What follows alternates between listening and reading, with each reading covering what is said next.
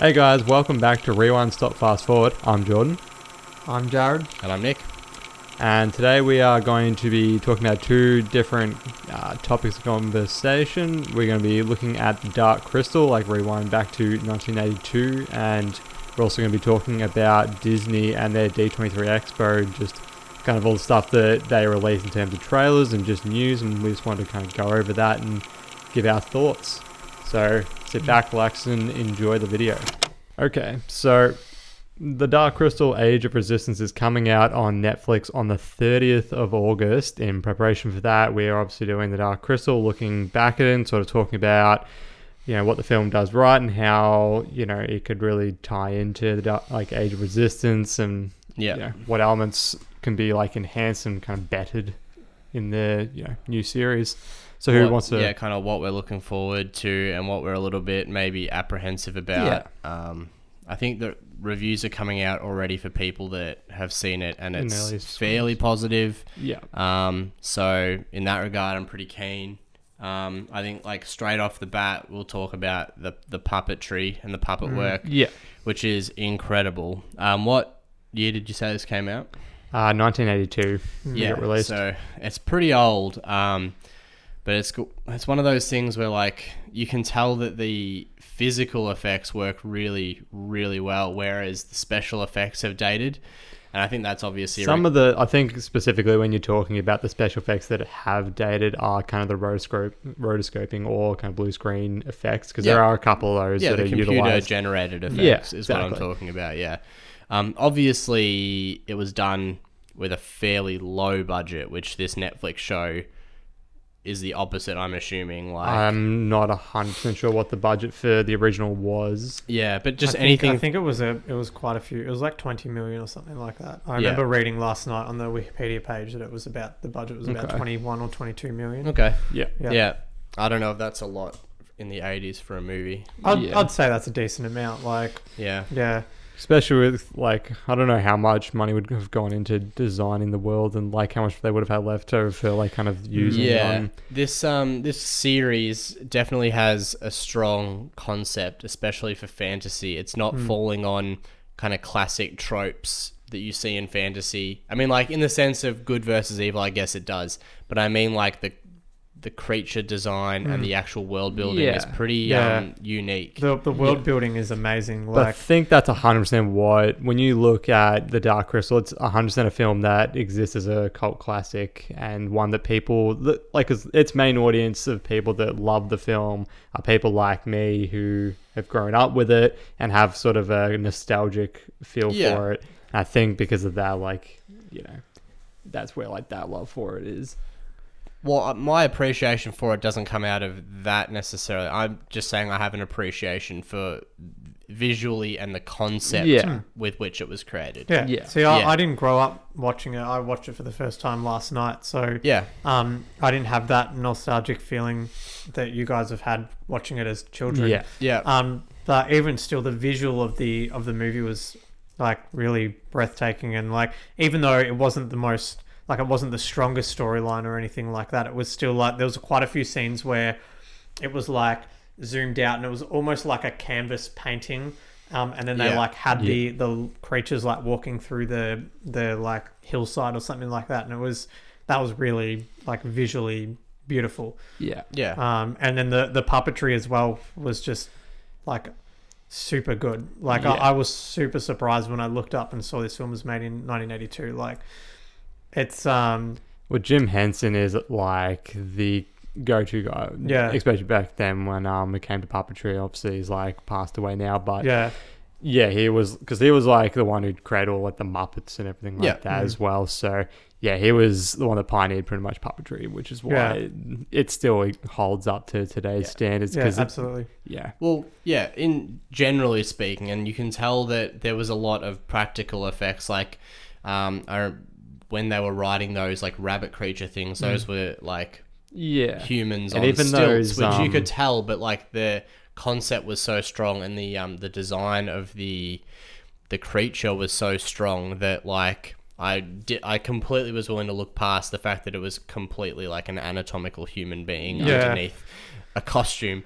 but like It was the same for those crab-like creatures. I'm Yeah. not sure what they were yeah, called in the film, but which yeah.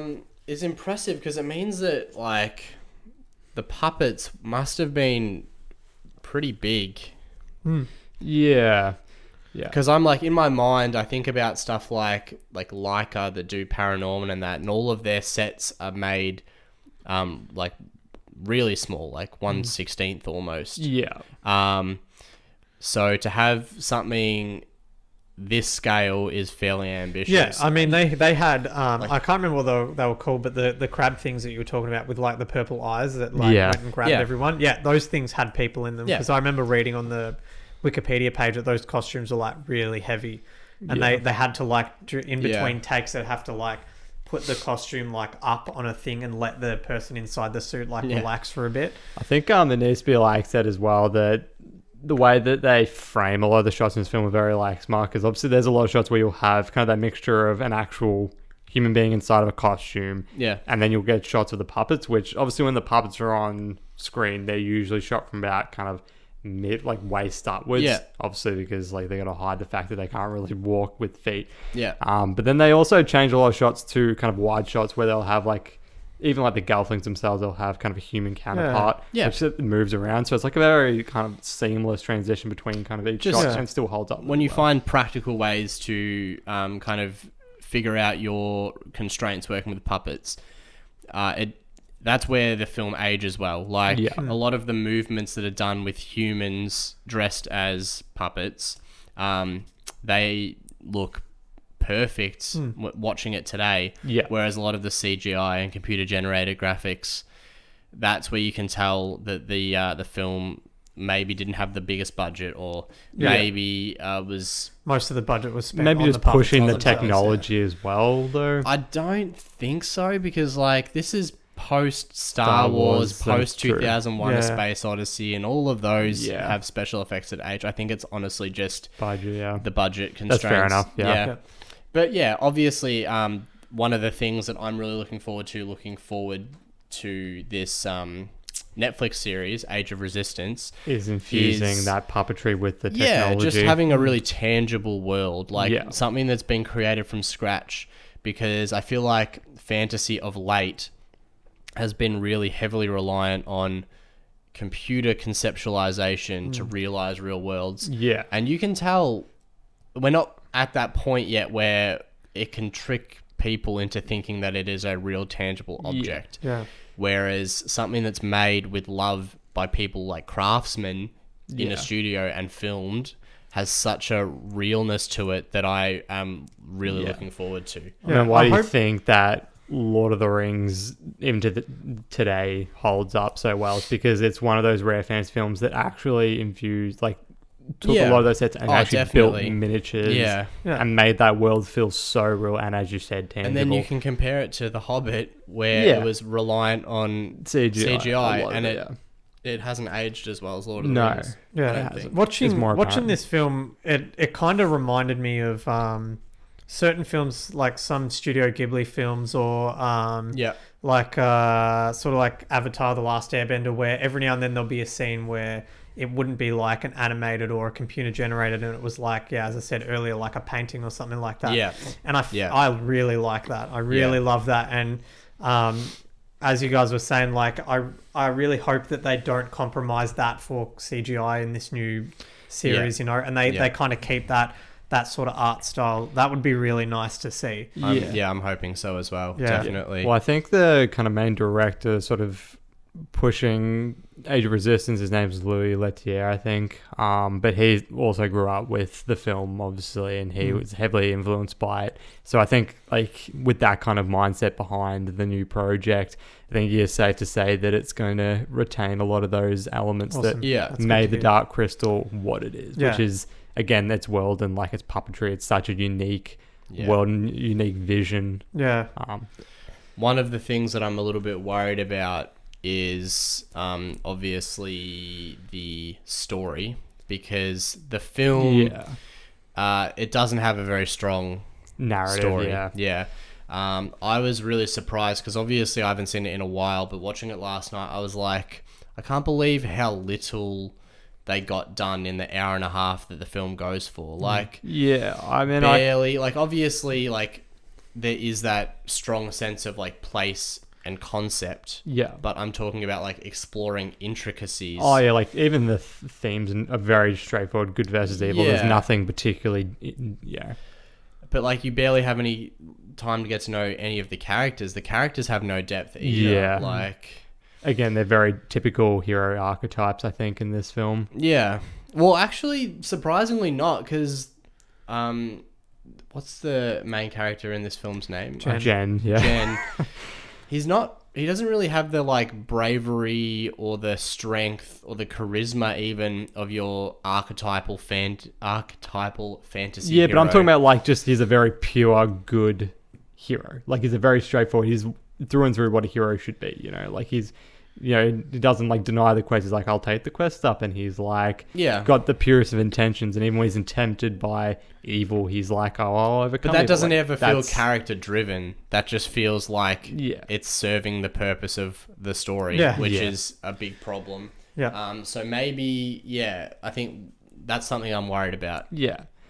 Is it See, the strength I feel of like the story? this is a TV series, so I'm assuming it's going to be like what, a 10 episode, Yeah, 50 minute, something like that. 50 minutes Yeah. per episode thing. Yeah. So I'm assuming they'll flesh out characters a lot more. I'm assuming that they that will, type but of more to thing. the point that, like, if you're building around puppets and so much effort goes into building the world and building the characters and the costumes and Yeah. the budget's going towards all that, Yeah. sometimes I feel like that the story. the story just, yeah. like, Yeah. falls to the wayside I think a that. little bit.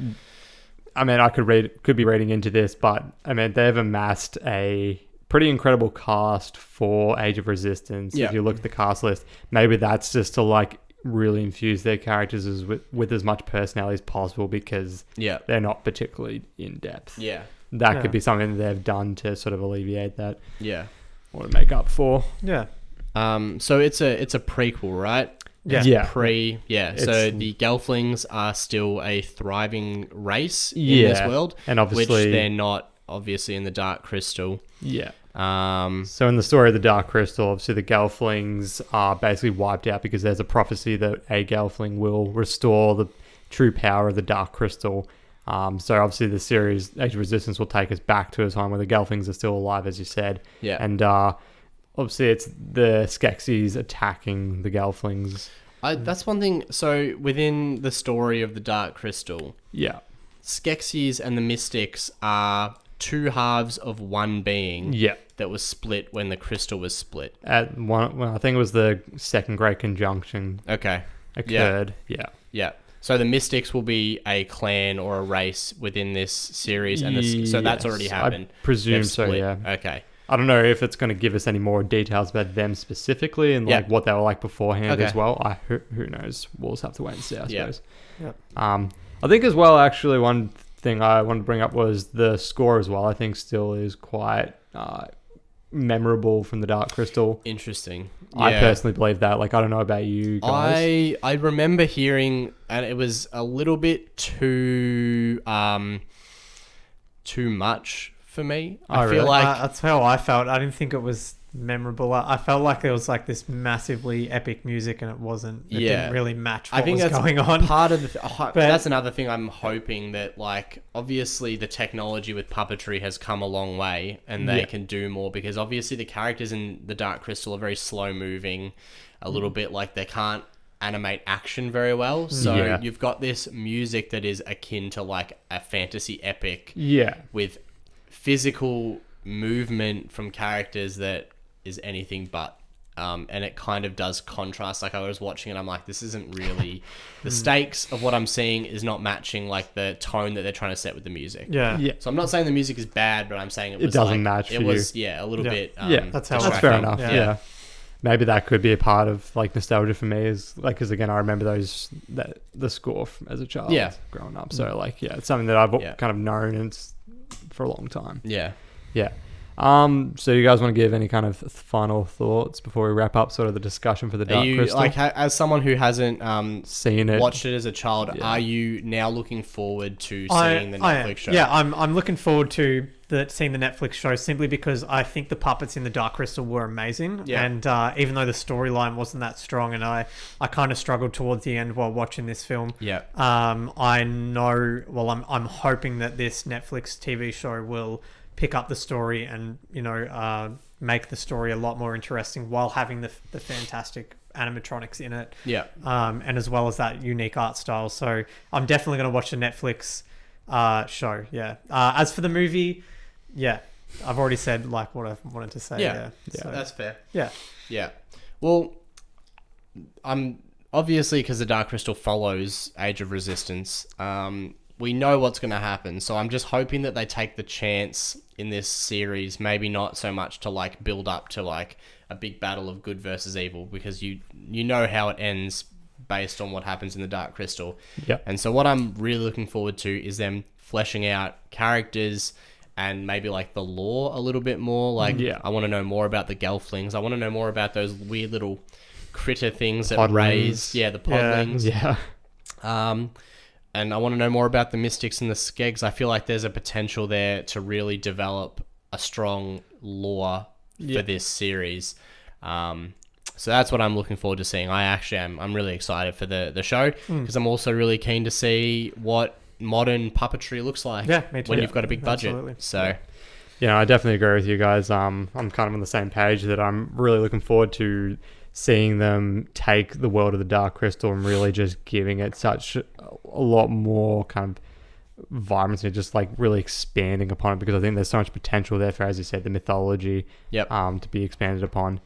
And yeah, I hope that they do retain as well the kind of darker, more mature sort of vision of the Dark Crystal. actually, I was surprised. This is rated G, so in Australia that's their lowest classification. And you literally have like, you remember like where that Skeksis was in bed and he just like melted, like his face just crumbled apart. I was like, that wouldn't fly in a children's movie today. But yeah, there are like elements that I think that makes it a little bit more, especially as a family film. I'm hoping it's darker. It keeps those elements, because that's what makes it again unique and special. Yeah, definitely. As you said, the director though, he's grown up and watched the Dark Crystal as a kid, so I reckon he'll keep it like pretty true to within the movie. Yeah, So, for sure. So we will be giving a review of Dark Crystal Age of Resistance as when soon it as comes we out on can. Netflix. Yeah. So stay tuned for that. Any last words on the Dark Crystal before we move on? No, I'm pretty much said everything. Yeah. All right. Yeah. Let's transition into Disney.